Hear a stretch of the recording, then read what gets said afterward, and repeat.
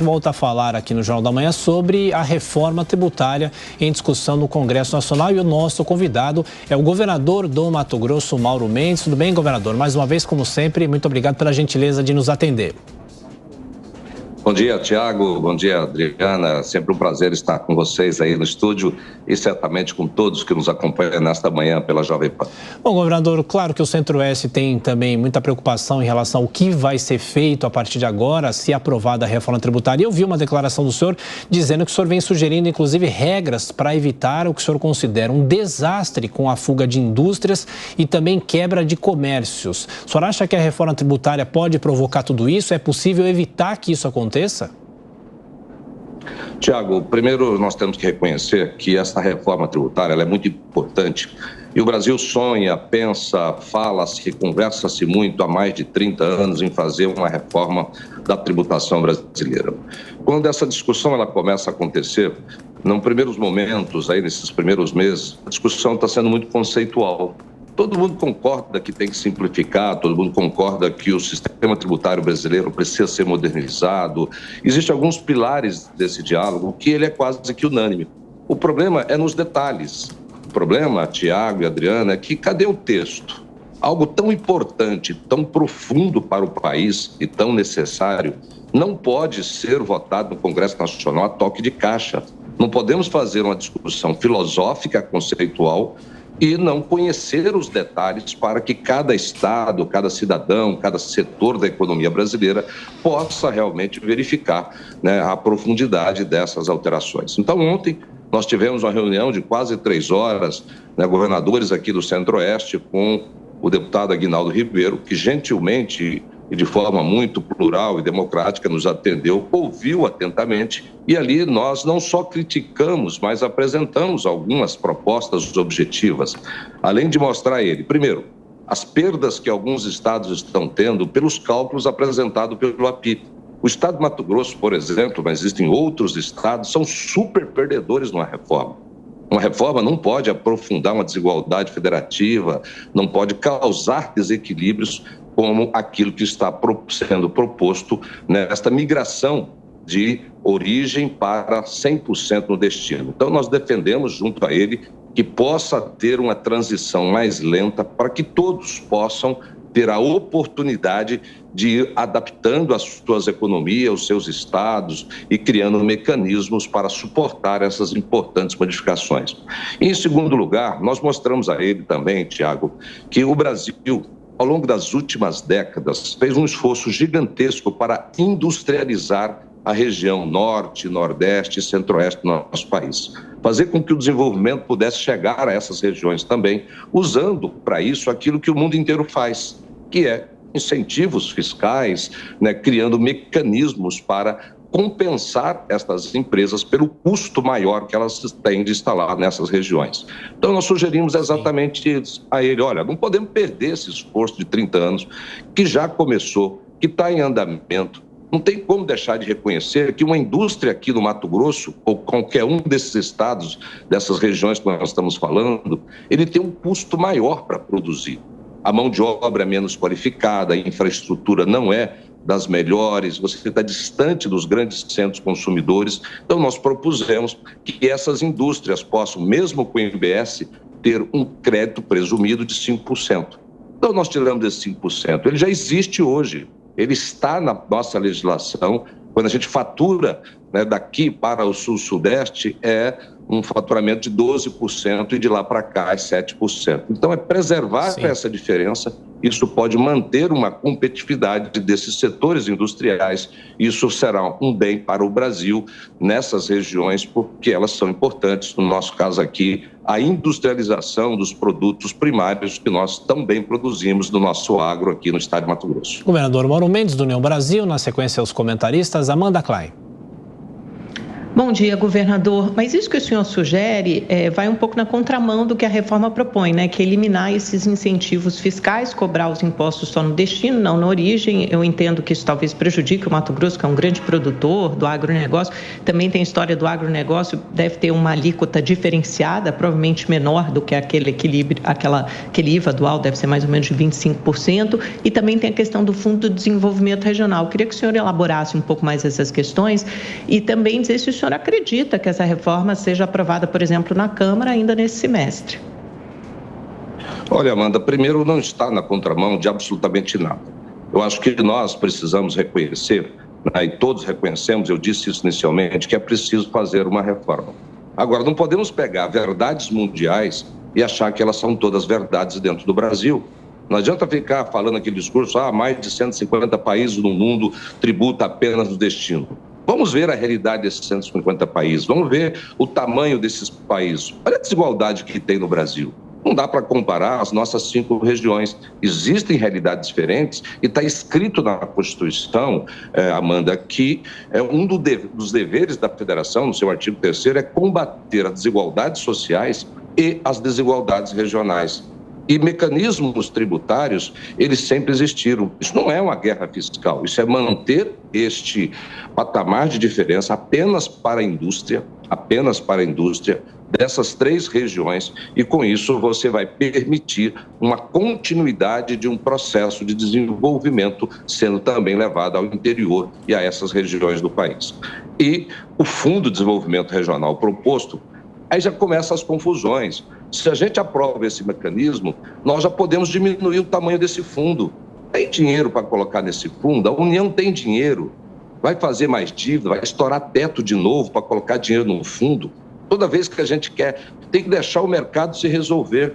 Como é que nós vamos fazer com os incentivos fiscais? Nós estamos defendendo, por exemplo, Amanda, que haja uma transição lenta até 2032, porque até 2032 existem milhares de incentivos fiscais concedidos em todo o Brasil, aprovado pelo Congresso Nacional através da Lei Complementar 160, que foram convalidados e têm segurança jurídica.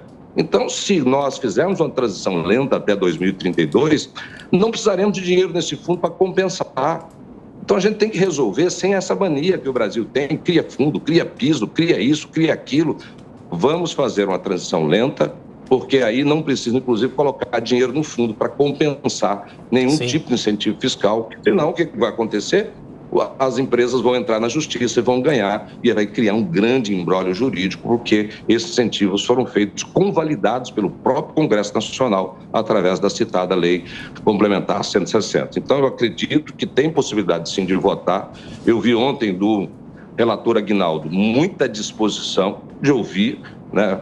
Mostramos técnica e claramente para eles alguns desses pontos, e alguns eu estou citando aqui agora, e ele também disse que o presidente Arthur Lira, né, pretende fazer esse esforço. Agora, entre aquilo que se pretende e aquilo que vai conseguir fazer no Congresso Nacional, é um caminho muito diferente e longo a ser percorrido aí nas próximas semanas. Cristiano Beraldo? Governador, bom dia. Me parece que o modelo de gestão pública brasileiro foi concebido com a ideia de que a União é toda poderosa, é onde reside ali toda a inteligência, o dinamismo. E os entes federativos foram colocados de forma subalterna. Mandam dinheiro para a União e a União repassa aquilo que quer, os estados sempre com o pires na mão. Os menos desenvolvidos passaram-se as décadas, ainda não se desenvolveram. O senhor não acha que, além de uma reforma tributária tão necessária como o senhor falou, a simplificação do sistema tributário, nós não precisamos rever também o pacto federativo para que os estados tenham mais autonomia para lidar com a realidade que eles têm? Beraldo, você começou a tocar do ponto que eu tenho dito, e eu não entrei por aí porque eu acho que, né, nós estamos atravessando mais uma vez no Brasil, né, as coisas. Eu já até usei, acredito que aqui na Jovem Pan, um exemplo, né, que se você chegar para qualquer cidadão brasileiro hoje e perguntar se ele é a favor da reforma, a grande maioria talvez vai dizer que sim, da reforma tributária, porque ele escuta essa conversa há 20, 30 anos, dependendo da idade que a pessoa tem, da compreensão que ela possa ter. O cidadão brasileiro, ele tem na sua perspectiva, na sua vontade, ele acha que fazendo essa reforma tributária vai pagar menos impostos. As empresas acham que fazendo a reforma tributária vai pagar menos impostos e que vai simplificar essa loucura. Quando você olha para os governantes, em todas as suas esferas, eles acham que vão arrecadar mais. Então, não existe solução milagrosa nisso daí. O que existe é trabalho sério, bem feito, decisões estratégicas tomadas com grandiosidade, olhando para o Brasil e parar de ficar defendendo interesses. Eu vejo muita gente se movimentando ali no Congresso, né, Beraldo, e é claramente defesa de interesses corporativos. A grande indústria brasileira defende isso. Eu sou do setor industrial, fui presidente da Federação das Indústrias. Agora, e a pequena indústria? E a média indústria? E o pequeno comércio que está sendo destruído hoje, o médio de redes em todo o Brasil, pelo comércio eletrônico? Olha quem patrocinou a PEC 45. Então, nós temos que tomar cuidado, porque nós estamos falando em mexer na receita e nós não estamos mexendo na despesa. Aliás, todo dia se cria um piso novo, é piso de enfermagem, é corte disso, é mais despesa. E quem vai pagar essa conta? Gente, não existe dinheiro na União, não existe dinheiro no Estado, existe o dinheiro do cidadão, né, que o Estado vai lá, pega através dos impostos, e se esse Estado brasileiro, né, seja federal, estadual ou municipal, gasta mal esse dinheiro, não vai ter dinheiro que dê. Por isso que a reforma tributária, né, ela fala, e nos últimos 30 anos, de concreto, o que aconteceu? Aumentou-se os impostos no Brasil, porque o Estado brasileiro continuou gastando mal e ineficiente. Então, se nós quiséssemos realmente mudar esse país, nós estaríamos, no mínimo, falando em fazer uma reforma administrativa, fazer o Estado brasileiro ser mais eficiente, custar menos para o cidadão, gastar melhor o dinheiro público.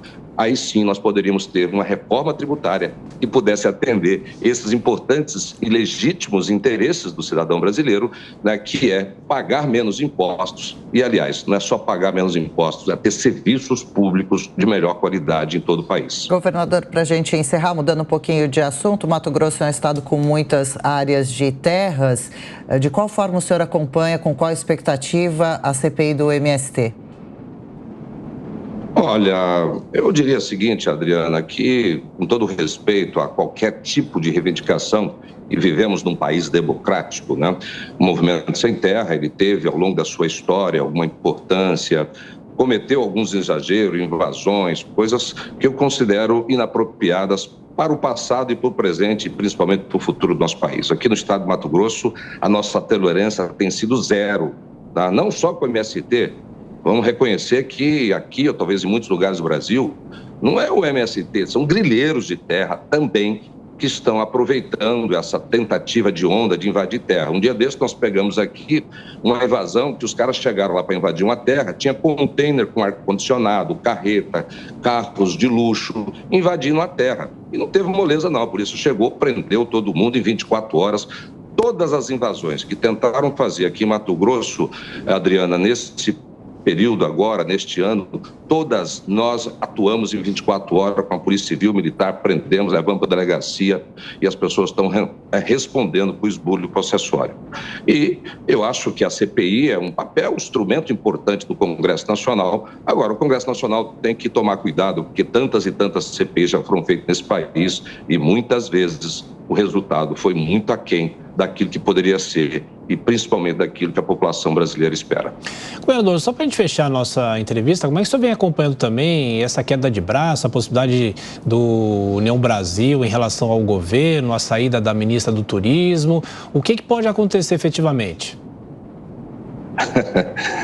Olha, eu não vou entrar muito nesse mérito não, viu, Tiago, porque o presidente Lula ele tem seu estilo e nós temos que respeitar porque é um estilo, né, que deu certo lá em 2003, quando ele virou presidente. Ele, na minha opinião, talvez de muitos, ele adota um estilo muito semelhante, o que é muito natural.